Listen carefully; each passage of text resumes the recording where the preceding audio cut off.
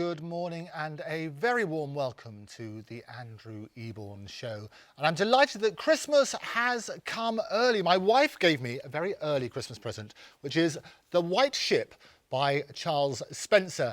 And I'm delighted that 7 times writer, as well as winner of 2 Sunday Times Best Author and Best Book, Charles Spencer is joining me now. Good morning, Charles. How are you? I'm very well, Andrew, thank you. I'm glad your wife has such fine taste. Oh, fantastic taste. And she was so delighted because we love Game of Thrones, we love Titanic. It's that beautiful fusion of both. And yet you argue in the book that it's actually far more important than the Titanic. Why is that? I think that's a fair case to make, really, because, of course, I'm not belittling the trauma of the Titanic and how appalling it was and what a great sort of piece of history it still is. I mean, that is incontrovertible. But the White Ship, which I have to confess isn't nearly as famous, probably had much greater impact because when it sank exactly 900 years ago, actually, at the end of 1120, it effectively brought to an end the Norman dynasty. So because of the White Ship, there were lots of ramifications, but one of the main ones was ultimately a very vicious civil war, which meant that the Plantagenets came to the throne. And yeah, they stayed there until they were unseated by the Tudors over 300 years later. And it's all because of a shipwreck in the Channel. And it's quite extraordinary. What I love about the way that you write is it's not just dry facts and regurgitation of information. You write like a real thriller, a popular historian. Is that a fair way of describing you? Well, it's certainly what I try to do. You know, I used to write, I used to work as a reporter for the American, one of the American networks for a long time. And I was always taught to write to picture. So what I'm trying to do, yes, I hopefully get the facts straight.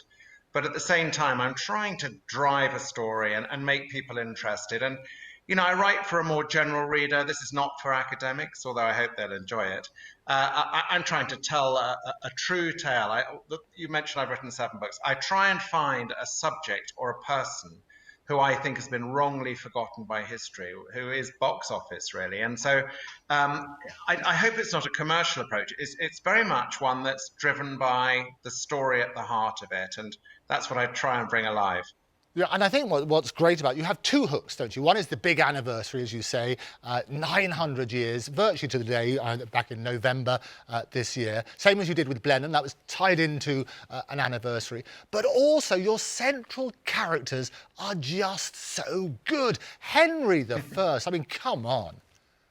He's fantastic. You know, he's a wrongly forgotten great king of England. Yes, he was pretty unpleasant to people who crossed him, but if you didn't do that as a king in medieval times, you would end up dead yourself. But he was a fantastic king in so many ways. You know, if you judge by the period where he ruled, they said that a young girl could walk from one end of England during his rule with a purse full of gold and be left unmolested. Well, this was rare in the Middle Ages, and people valued him for his strong kingship. He was also very canny. You know, he didn't bother with aristocrats particularly. I mean, he had to deal with them and control them. But he brought in a new system of what we would call meritocracy, and people at the time wrote that he brought people up from the dust to the highest level of power. He did this because he was clever. He knew he could rely on their loyalty much better than somebody with an entitled past. And at the same time, he is the king who gave us the exchequer, for better or worse. Absolutely. Yeah, he's done it all. Absolutely. And talk about done it all. I mean, one of the reasons he was so effective and people could feel so safe, it was a reign of terror, wasn't it? I mean, we talk about castrations and blindings. It's horrendous, isn't it? Yes, I have to say, you mentioned Game of Thrones. I mean, Game of Thrones has nothing on this. I feel particularly sorry. There's one poor man who crosses him who has written rude songs about Henry I. And actually, when I was learning about this man, Luc de la Barre, he's obviously charming and a bit naughty, not much more than that. But when Henry captures him, he decides to deprive him of his eyeballs and his genitals. And unsurprisingly, Luc de la Barre kills himself. He manages, I don't know how he quite managed it actually, because he beats his head against the wall of his cell until he manages to end his life. So that's one way out of a horrific end, but it's not much of a consolation. It must have been very painful indeed. Oh, absolutely. And Henry didn't stop there, did he? Because even his own granddaughters were not safe, were they? This is the one thing, when I say I like Henry I, this is the one point where I fundamentally veer away from him. So he lived by a very strict code. And I suppose a lot of it was done out of fear. He set examples. And he didn't really veer from them, even, as you say, when it came to his own family. And he set up one of his natural daughters, he set her up in a marriage and then made her and her husband swap children as hostages with a rival. And I'm afraid Henry I's daughter lost her temper with her boy hostage and had him blinded. And in return, Henry had to agree that his two young granddaughters would be blinded as well and have their noses cut off too, as the wrong party. So, I mean, unbelievably horrendous. But and I'm not defending it at all, but that was him. He had rules and he stuck by them. Yeah, I mean, and it was brutal era, wasn't it? I mean, people look at that sort of stuff. And do you think that's one of the reasons? I mean, people don't talk about Henry I for a long time. It's off our syllabus, isn't it? But you, fortunately, have shone a spotlight on Henry I. Why do you think he's been excluded for so long? Yes, well, it was very popular up until Victorian times to study Henry I, and then the Victorians took a very dim view. His private life was quite messy. He had 22 illegitimate children, which was thought rather excessive by the Victorians, and they didn't like he seemed to be avaricious, and he was clearly cruel by their standards. But I mean, I try and judge these people by the contemporary view, really, which is that you wanted a king who was good at looking after money, and you wanted one who provided law and order. And Henry I gets a tick in both those columns. And I think one of the other reasons he's been forgotten is that he was buried in Reading Abbey, which was his own creation. This enormous foundation, one of the great abbeys north of the Alps. But that's gone. First of all, Henry VIII closed it, and then Charles I in the Civil War blew it up. So there's no physical memorial to Henry I. And I believe, actually, he's probably buried under the extension of a school in Reading at the moment, which is not probably what he was intending. I'm sure that was not his last dying wish, having eaten those eels. I want to be buried in a school. But it was extraordinary. I mean, you talk about 22 illegitimate children. The central characters of your novel, however, are the two legitimate children. And it's rather like putting your eggs in one basket, where you have the heir to the throne. Talk to me about that fateful time on the White Ship. Well, I have to say, with Henry I, he had one legitimate son. And by this stage, the church was powerful, so illegitimate sons were not able to inherit. And you're quite right, it was all your eggs in one basket, because, people died very young. To give you an example, two of William the Conqueror's sons died in hunting accidents. Anyway, we get to this point exactly 900 years ago, and Henry I has finally won his great battles, 3.5 years of fighting against Louis the Fat of France, a man of significant girth.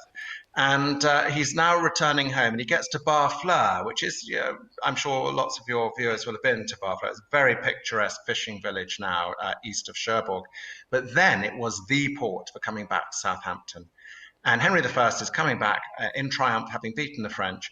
And a man comes forward and says, I was the captain of the flagship when your father, William the Conqueror, went in 1066 to conquer England, and now I demand the right to take you back in triumph to England.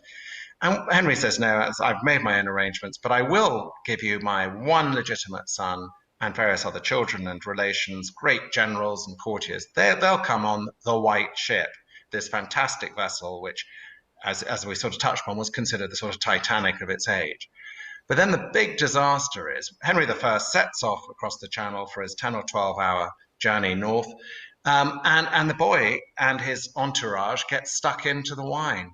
Unfortunately, they then dish it out among the crew. And although it's a calm night, the White Ship is going at full pace because the 50 veteran oarsmen want to overtake the king. And they hit this rock. It's still there, the Keyberth Rock. And they go down, and it's a terrible disaster with only one survivor, who is actually probably the lowliest passenger on board, a butcher called Barreau. And it is basically the end of the Norman dynasty, because the only other legitimate child is a princess called the Empress Matilda, Henry I's only legitimate daughter, But this is not a time when people will actually have a queen as their main ruler. It's just not possible. Even though Henry himself tried, and he was briefly okay with his grandson, which we'll come on to. But you talk about Barrow the butcher, and you explain about why you think he survived, mainly because of what he was wearing. Tell me a bit about that. Yes, I was trying to work out why did this one man survive when all of the sort of high-born passengers didn't. Well, we know they were wearing silks and sort of wolfskin trim and things like that. Well, if you get into the water in that, you're going down. Barrow, this is a period when people really couldn't swim. It was not a pastime at all. But I think Barrow, we know he scrambled onto a piece of broken mast. And he was wearing a sort of goatskin tunic, the sort of offcuts of his butcher's trade. And I think, I'm not a scientist, but I had to look into this. So what happens is even if you're in a wool tunic that is wet, it can still transmit heat back at you. And I think that's what kept him alive. I mean, he was barely alive when he was discovered the next morning by fishermen, but he's the only one who made it through the night. Yeah, and I think you touch on an interesting point here, because the reality is it's what they call cold water shock, isn't it, which probably killed most of them. And the fact that Barrow, the butcher, had this warm outfit on meant that he didn't suffer like the rest of them. Yes, I think we've all got in the sea or maybe a swimming pool or a shower, and you go, it catches your breath. Well, that can be fatal in cold water in the sea, because actually panic then sets in, and you can gulp down a lot of water before you sort of find your bearings. And yeah, as I say, with people not able to swim, I think, well, maybe we can see it as fortunate. I think a lot of them would have died very, very quickly, and then the others would have died of hypothermia if they hadn't drowned. So yes, lucky Barrow was wearing the right kit. Lucky Barrow with the right kit. But there was also, I mean, it's fascinating reading about these things, because they really didn't understand the sea. And you talk about these sea creatures and the various things that live underneath, and you have these wonderful things. It might be a walrus, but they think it's going to be an elephant under the sea and that sort of stuff. Talk to me about those wonderful creatures and the misunderstanding of what the sea might contain. Well, I was interested in this, and I actually devote a chapter to this, because the sea to the medieval mind was a place of enormous beauty, yes, but also huge danger. And you have to remember that people didn't know what was under the sea, of course. I mean, we were spoiled, whether it was Jacques Cousteau or David Attenborough who brought it to life for you. We know what's down there. They didn't. You know, they knew there were rocks. They knew there were animals, which, as you say, they didn't really know what they were. I mean, you see these depictions of sea wolves, sea lions, as in real lions under the water, mermaids and sirens on the rocks, or traditional ancient sort of dangers spiced up with what you see on the old maps, actually, even sea goats, which you wouldn't have thought were terrifying, but they were to them. And no, it's a fascinating thing that ignorance, I'm not blaming them, how could they have known? But through ignorance, the fear was even worse. And I think that would have multiplied the terror for the people thrown into the channel that night. How could they survive? Forget the cold, something was going to devour them. And then, of course, there was a religious aspect to this drowning thing, because it was very important to the Christian medieval mind to have absolution.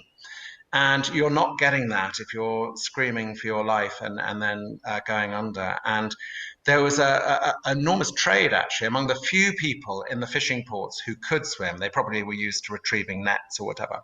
And they received huge payments from the relatives of the victims of the White Ship to go and look for their loved ones after they're drowned, because at least they wanted to give them a Christian burial.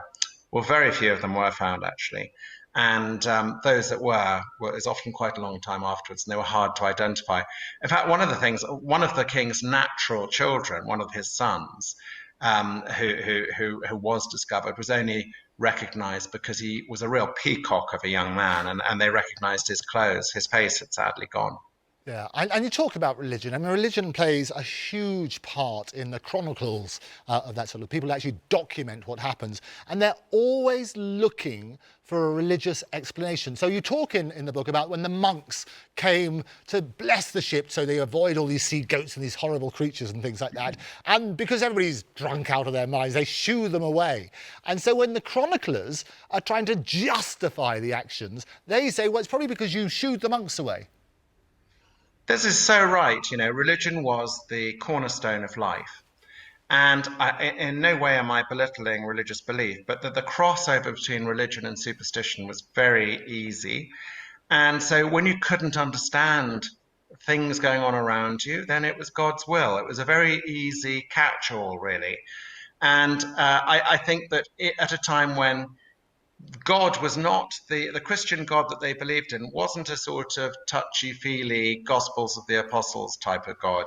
He was a vicious, vengeful Old Testament one.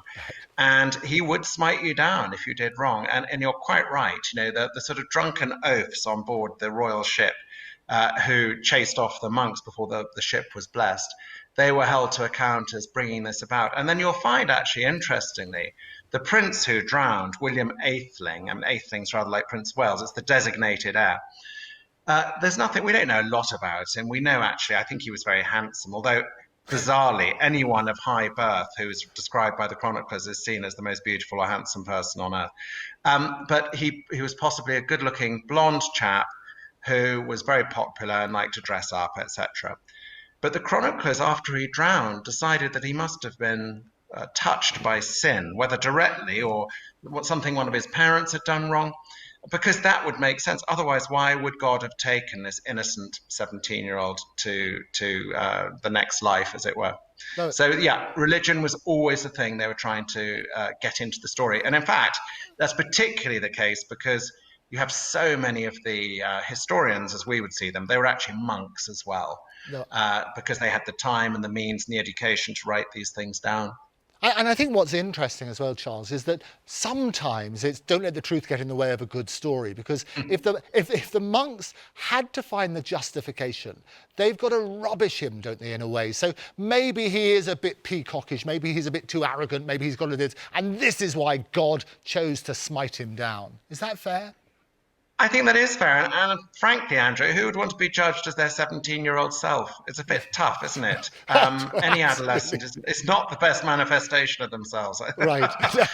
And also, if you think about one of the acknowledged great kings of England, Henry V, he was famously trouble as a youth. So lucky for him, he won Agincourt, and that's what we remember, and not him messing around with Falstaff. No, absolutely. Well, there are probably, 7 famous chroniclers. I think you'd have a look at that sort of stuff. So that's right. Talk to me. You're very good at doing the research. I know you do a lot of research, taking about 3 years to research the book. Talk to me about what you discovered from those 7 chroniclers, and did the reports vary? Well, what I found was that there's quite a variety among these people, even though they're all men of religion. And one woman of religion, actually, but they're mainly men of religion, monks, either in Normandy or England. And, well, I don't think any of them ever met, but I do think there's one with the extraordinary name of Orderic Vitalis, who starts off life in northwest England and is then committed by his father, who's a priest, decides that his son's best hope of ultimate salvation, is to go and become a monk in Normandy. And he writes with such a vivid eye about this shipwreck. And he mentions Barrow the Butcher with particular reference to how long he lived after this, which was 20 years. And I'm pretty sure that the wonderfully named Orderic met Barrow the Butcher, because it's got the fingerprints of an eyewitness account on it. And others just saw it. Do you know what is interesting? Because there was, of course, a chance that Henry I would go on to have another child with somebody else. And he certainly tried, but he didn't manage in his second marriage to produce an heir. But I think what you have is this sort of unbelievable reaction to a tragedy of the King of England, and who was also the Duke of Normandy, loses his only legitimate son in a shipwreck. That was so enormous that they all covered it. Didn't matter what part of England or Normandy they came from. This was the lead story of the decade, you know.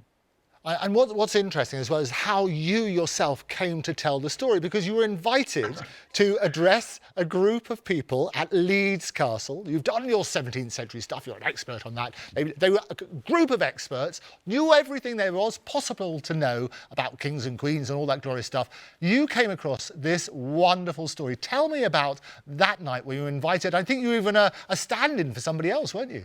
I was a stand-in. I was a late filler-in. Somebody didn't go to speak, and it was. Look, there's no such thing as a free good review. And the woman, there was a lady called Alison Weir, who's a very good historian, and she had given me a lovely review once. And then she called me up and said, I've been let down and I need somebody to speak about the Queens of England, as you say, at Leeds Castle tonight. And I went, oh, okay. I was working out, it's about 4 hours from here.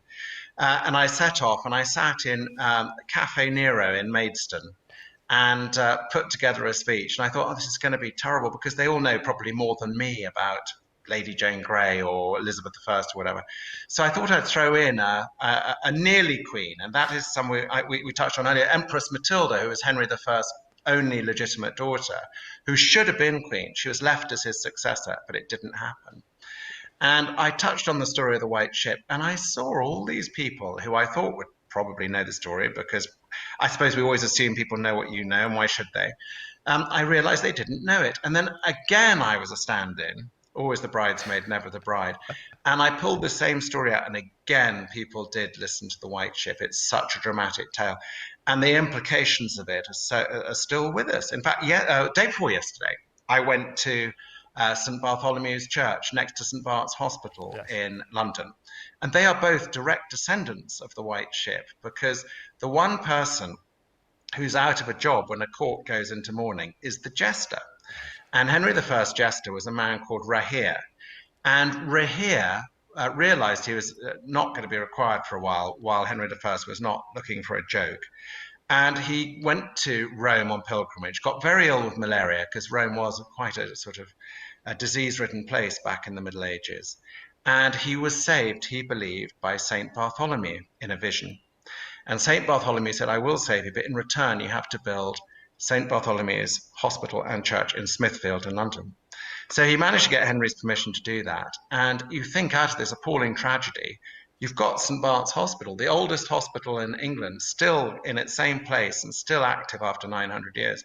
And that is because of the White Ship. It's incredible, because you look at the tragic elements of this story, and I rather love the fact that comes out of it. And also, the whole order of Trappist monks comes out of it, because one of the widowers loses his wife on the White Ship. He builds an oratory, a place of prayer in his wife's memory at La Trappe. And that is the birth of the Trappist movement. So it wasn't just a dynastically important moment in our history, losing the White Ship. Its ramifications live on now. It's extraordinary, really. No, it is quite extraordinary. And I'll tell you what would be wonderful is if there were a movie made of it. Are you tempted to write a screenplay? I've tried. I'm just not very good at it. I've read all the books, and I still can't do it. So I've been to Hollywood a few times to talk about my books, and I can tell them face to face the story, because I love telling stories. And then they go, oh, could you write it down? And then I think that kills it dead, probably. Well, but I tell you what, it is the storytelling. It's the art of telling a story. And it's all about teachers. And people have their inspirations, don't they, at school. You can find, if there's a particular teacher, I had a Latin teacher who was just brilliant at teaching Latin. So I love Latin. I went into classics. You might have another teacher who is maybe not as enthusiastic. In your dedication to the book, you say it's for Christopher Dixon, who was your teacher at Eton. Tell me about Christopher Dixon, because he's clearly an inspirational man. Well, thank you. Yes, he's such an incredible, well, sadly he's no longer with us, but he was such an incredibly inspiring teacher. And he taught English, actually, not history.